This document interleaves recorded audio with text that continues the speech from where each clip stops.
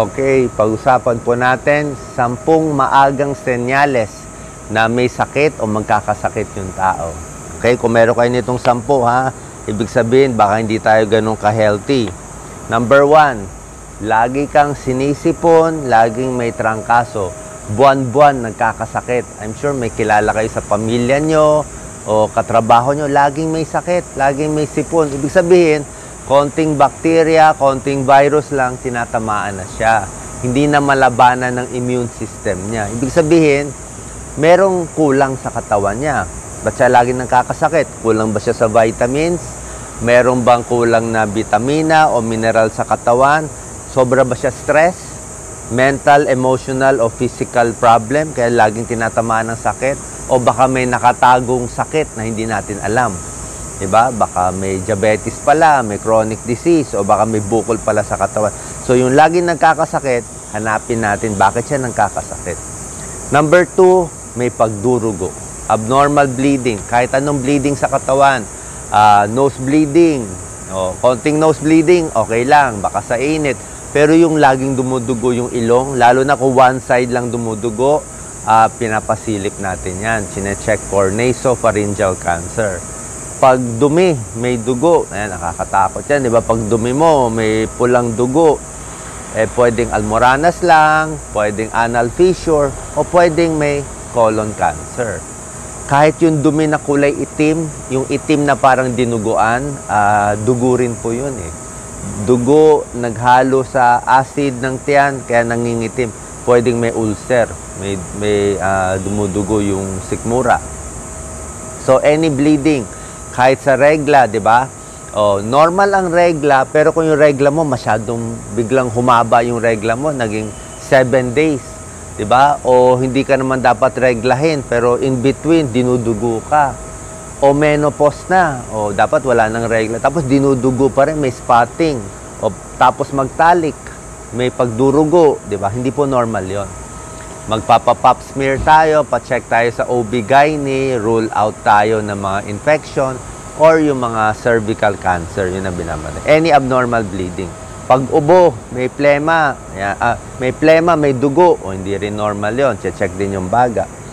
Pag ihi, very pink, pag pink, dugo na yun eh. Pag ang ihi nyo kulay pink, nahaluan na ihi yung kaya light color, dugo pa rin yon. UTI, kidney stones, o kidney cancer. Number 3, yung unstable yung personality. Parang hindi siya normal. Dati nakakausap, ngayon parang hindi makausap. Paiba-iba yung ugali. So, pwedeng may bipolar disorder, baka manic o depressive. Pwedeng may mental problems, schizophrenia. Pwedeng anemic. Pwedeng low blood sugar. Pwedeng may infection or dehydration. Okay. Number 4, dark yellow ang urine. Sobrang dark yellow. Di ba? Alam nyo na, medyo greenish na yung ihi. Hindi po normal yan. Kasi yung kulay ng ihi natin, tinitignan ng doktor yan, maraming sakit malalaman dun sa ihi. Dapat gusto natin light colored lang. Di ba? Pag kulay orange na, di ba? Tapos uminom ka maraming tubig, ganun pa rin yung kulay. Hindi po maganda yon. Kaya sabi ko nga, uminom ng maraming tubig palagi para safe ang kidneys natin. Ayaw natin ma-dehydrate. Isa pa, pag ang ihi nyo mabula, parang iced tea, ganun kabula. Ayan, umihi. Tapos mabula, ayaw mawala yung bula. Papa-urinalysis po tayo. Kasi pag chinek natin ang urinalysis, makikita kung may protina sa ihi. So, kung merong protein doon, baka diabetes, o merong kidney failure, o may kidney problem. Okay? Number 5, sobrang pagod. Okay? Dapat, pag nakapahinga na tayo, nakatulog na tayo, di ba, lalakas na tayo. Pero yung nakatulog ka na, nakapahinga ka na, pagod ka pa rin. So, bakit laging pagod? Di ba? Depressed lang ba? Depressed, nakakapagod. Baka hypothyroid, pa-check yung thyroid. Baka yung adrenal gland, meron mga adrenal gland problem din. Meron din toxin overload, may toxin sa katawan. Pwedeng may cancer, minsan sobrang pagod. Pwedeng diabetes o pwedeng may chronic disease, kaya laging pagod. Number 6, may manas. Yan, ayaw natin may manas, di ba? Lagi nga sinasabi ng mga matatanda, pag may manas, ibig sabihin, malapit na. Depende po sa manas. Pag konti lang yung manas, medyo normal lang yon. Kasi tayo talaga, mas malaki paan natin sa hapon, kasi nga nakatayo tayo, may konting pagmamanas yan. Lalo na kung may edad, above 40, 50, 60, mas nagmamanas tayo kasi yung mga arteries and veins natin, hindi na ganun kaganda. Pero yung manas, yung isang pisil mo pa lang talagang paga yung paa, hanggang ankle, bukong-bukong, hindi po normal yon. Pwedeng may heart failure, mahina ang puso, nag-iipon ng tubig sa katawan. Pwedeng kidney failure, hindi umiihi, kaya nagmamanas. O pwedeng liver failure, nagbabara yung dugo sa atay, hindi gano'ng maka-flow doon, kaya nagmamanas. So, heart, liver o kidney ang possibility kung may manas.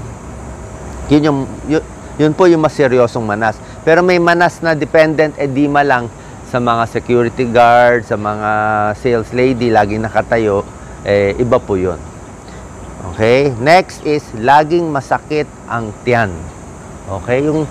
Okay lang minsan masakit yung tiyan, pero kung laging masakit, binabother ka na, hindi natin masabi. Alam nyo, yung masakit ng tiyan sa may kanan at itaas, papunta sa likod, gallbladder stones yon. Bato sa abdo, gallbladder stones, lalo na sa kababaihan, mga 40s, yan, fat, mataba, female, babae, 40s, makabagantian, common, nagkaka-gallbladder stone. Minsan, inooperahan po yan pag sumasakit.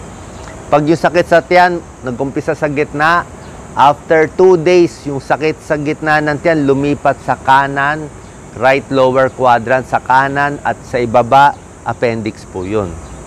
Appendix yun, iba pakiramdam ng appendix. Papacheck tayo sa surgeon. Meron din sakit sa tiyan na sa may sikmura, pwedeng ulcer, nagugutom, GERD, hyperacidity, common yan. At meron din sakit sa tiyan, syempre yung mga pancreatic cancer na malala, mga stomach cancer, yung pa iba. At meron ding sakit sa tiyan na heart attack. Kasi ang sakit sa puso, hindi talaga sa dibdib, minsan sa may sikmura Pwede rin doon Number 8. 8 out of 10 na to. 8, hirap huminga. Alam mo yung hirap huminga nakakaiba. Parang lagi ka na lang hapo, di ba? Sa bata nga, pag mabilis huminga, pulmonya na yan.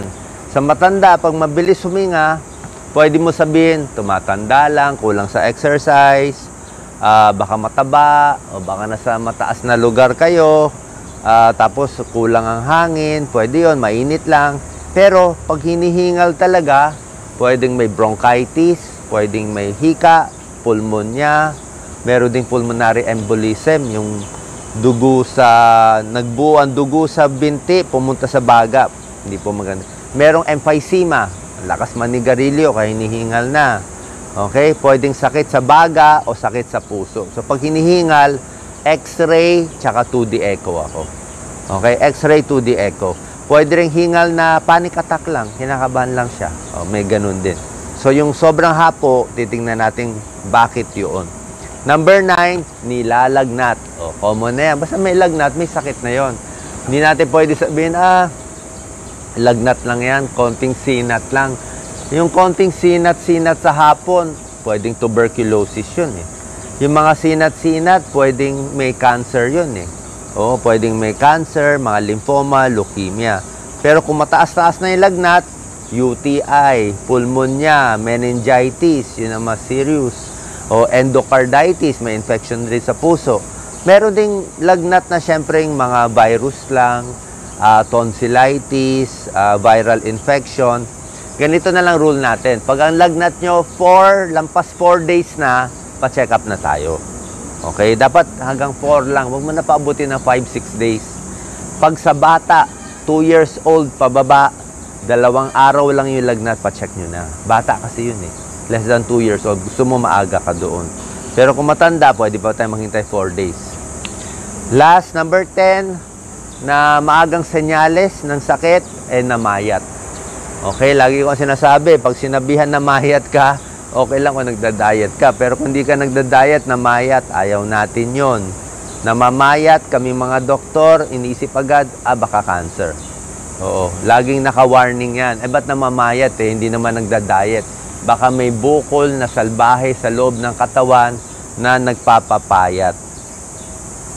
Nalungkot nga ako doon sa tatay ko noon Namayat na pala yung tatay ko ng mga 15 pounds, hindi ko na malayan. Kasi pagkasama mo lagi sa bahay, hindi mo makikita na mamayat siya Hindi mo makikita Pero kung yung kaibigan mo, hindi mo nakita ng santaon, tapos nakita ka, sinabi na mamayat ka, baka namayat ka talaga unless may timbangan ka.